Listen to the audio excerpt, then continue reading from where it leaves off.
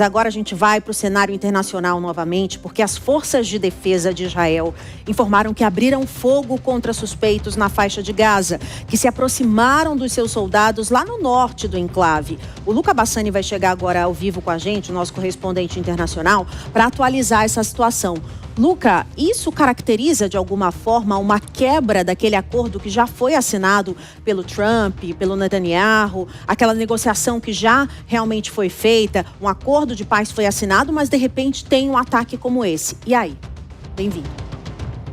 Boa tarde a você, Márcia, ao Bruno, a todos que nos acompanham. Caracteriza, sim, uma quebra do cessar-fogo, mas de maneira bastante pontual e que não fez com que a guerra se reiniciasse. Afinal, nós observamos que durante essas últimas horas, os israelenses, as forças de defesa de Israel, disseram que pelo menos alguns palestinos armados cruzaram a chamada linha amarela.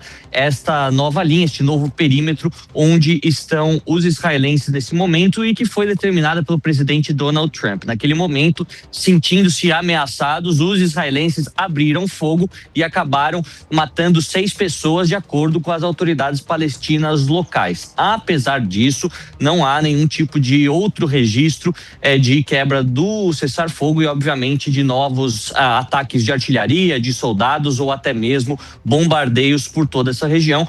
Ou seja, comparado com o que tínhamos na semana passada, o cenário ainda é bastante pacífico, mas é preocupante. Isso mostra as fragilidades deste acordo que foi negociado no Egito e no Catar, teve a participação dos Estados Unidos, mas deixou uma série de lacunas, uma série de perguntas não respondidas. A principal delas é como prosseguir a partir de agora. Os reféns foram retornados às suas famílias, agora se espera também parte dos corpos, enquanto que os prisioneiros palestinos foram colocados em liberdade. Como prosseguir? Qual será o papel do Hamas neste cenário? Quem pagará pela reconstrução de Gaza? Todas essas perguntas que nós falávamos anteriormente e ainda estão em aberto precisam ser respondidas para saber se esse cessar-fogo que acontece agora, ele é apenas temporário ou será de fato o fim definitivo dessa guerra que já matou milhares de pessoas e causou enorme sofrimento para toda a região do Oriente Médio, algo para observarmos ao longo desta semana. Quem sabe algumas dessas respostas nos serão concedidas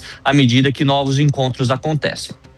Agora, Luca, Israel já recebeu os reféns vivos, já começou a receber também parte dos corpos e eles vão ser identificados. Como é que está acontecendo esse trâmite?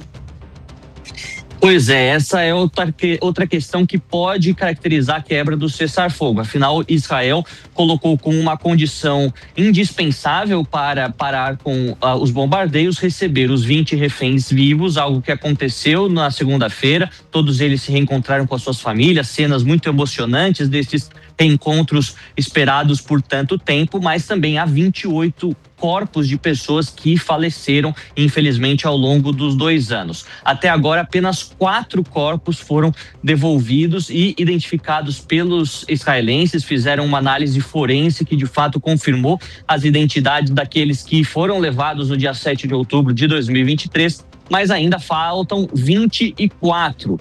A grande questão é que tanto os terroristas do Hamas como parte do governo israelense admitem que talvez não seja possível reaver ou repatriar 100% destes corpos que ainda permanecem em Gaza. E isso poderia dificultar, obviamente, a continuação do cessar-fogo ou até mesmo colocar em liberdade tantos outros palestinos que estariam nesta conta de troca de prisioneiros pelos reféns. Algo que aumenta o sofrimento das famílias que querem realizar um funeral, uma despedida respeitosa àqueles que faleceram, mas não temos resposta e nenhum prazo até agora. Mais uma pergunta em aberto para ser respondida ao longo dos próximos dias.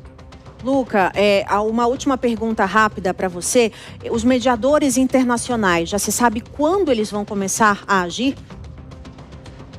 O presidente Donald Trump disse que já estão conversando, mas acredito que de forma formal, pelo menos aquilo que foi dito pela própria mídia israelense, os encontros devem começar pelo menos a partir da quinta-feira desta semana, também no Egito e no Catar, e dependerá de uma série de variáveis, né? Decidir quando que o Hamas entregaria as suas armas, quando que eles abririam mão do controle da faixa de Gaza, algo que o grupo terrorista já disse que não quer fazer e pode ser um replicador e também a partir de qual momento chegariam as escavadeiras, aqueles guindastes para remover os escombros e começar a reconstrução sob um governo tecnocrata. Não temos prazo para que isso comece, temos apenas os indícios que nesta semana, provavelmente na quinta-feira, se iniciem as conversas para a segunda fase de mediação que deverá depois ser implementada, uma vez que um novo consenso seja encontrado entre Hamas e Israel.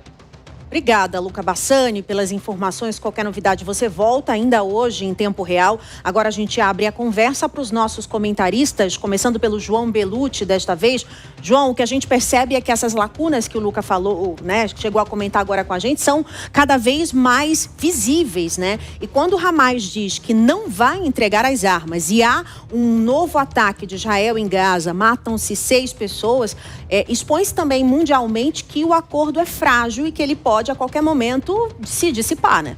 Perfeito, Márcia. Me parece que o acordo é bastante frágil mesmo, né? Não seria a primeira vez que, caso ocorra um rompimento, que vai ocorrer esse rompimento. Já há um histórico nesse sentido. Já há uma situação ali na região de um cotidiano de guerra mesmo, né? Já se vive um cotidiano de guerra. É uma situação de guerra, né? De muitas mortes. Agora tem essa questão dos novos 6 mortos, né? Lembrando que quem alega dos 6 mortos é o Hamas, que sempre é preciso de uma segunda checagem na medida em que é o grupo terrorista. Mas esse acordo, na verdade, esse cessar-fogo acaba favorecendo bastante o Hamas, que vinha sofrendo muitas baixas, vinha sofrendo um colapso financeiro enorme nas suas estruturas, em que pese haver grandes players internacionais o financiando, como se especula, especialmente o Irã e o Catar estariam fazendo esse financiamento. Então ele perde bastante ali, só que agora com esse cessar-fogo o Hamas volta a ter força, volta a ter protagonismo. O que a gente espera é uma solução rápida ali para a região.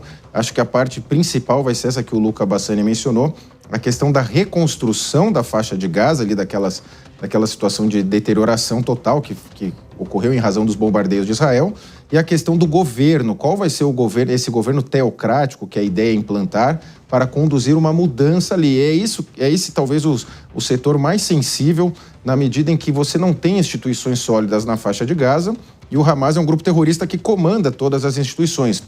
Então a gente, com muita cautela, vamos observar a implementação desse governo teocrático, na medida em que você tem do outro lado, né, como antagonista, um grupo terrorista. Então, qualquer grupo político, qualquer fagulha de uma oposição ao Hamas ou algo que possa vir a surgir, ou mesmo tentar se estabelecer com apoio americano e de alguma forma até de Israel, enfrenta como adversário um grupo não convencional, que é um grupo terrorista. Então não é uma situação fácil. Vamos ver o desenrolar dessa situação, esperando que pelo menos os bombardeios e as mortes cessem de uma vez por todas. Ainda, Diego, rapidamente a sua análise aqui também sobre esse assunto. Eu quero levar por 2 linhas. A gente já viu o governo americano falando na construção de resorts ali na área da faixa de Gaza, porque é uma área muito linda, perto do mar, inclusive, mas a gente vê que muito mais difícil de se chegar a um acordo é de honrar esse acordo, é de se manter um cessar-fogo, porque se há um confronto, por mais que seja tímido, é um confronto. São vidas que estão em jogo novamente, não? Exatamente, Bruno Pinheiro. Somente neste século nós tivemos 7 guerras entre o Estado de Israel e o grupo terrorista Hamas, entre outros interlocutores da região, desde a segunda intifada, que foi um conflito do começo desse século, de lá para cá, enfim, a região é uma grande panela de pressão. Então basta, de fato, uma fagulha, basta um deslize de qualquer dos lados para que esse conflito se reinstale e escale, como nós acompanhamos nesta última guerra que durou cerca de 2 anos. Agora, é claro que a pressão de todos os interlocutores internacionais, nesse momento, será determinante para que a paz ali seja mantida ao menos por um período. E nesse sentido, essa informação que você relembra muito bem da intenção da construção de resorts, de investimentos externos ali, não necessariamente dialogam com a necessidade de construção de um país para que os palestinos chamem de seu. Então, talvez isso não seja a melhor narrativa para o momento. O que precisa ser agora construído é aquela solução que tanto se fala, que historicamente tenta se implementar, que é a solução de 2 estados, da criação de 2 estados independentes que possam estabelecer entre si relações diplomáticas e aí sim o mundo poderá sonhar com a paz no Oriente Médio. Do contrário, a instabilidade lá, em que pese os esforços dos interlocutores dos Estados Unidos, do Catar, da Arábia Saudita, do Egito, de todos os que se envolveram mais diretamente nesse conflito, enfim, serão apenas pressão, estarão todos ali calados, mas pelo medo do que esses países mais poderosos podem fazer. Não será uma paz genuína que, novamente, prescinde da construção de 2 estados que possam estabelecer diplomacia própria.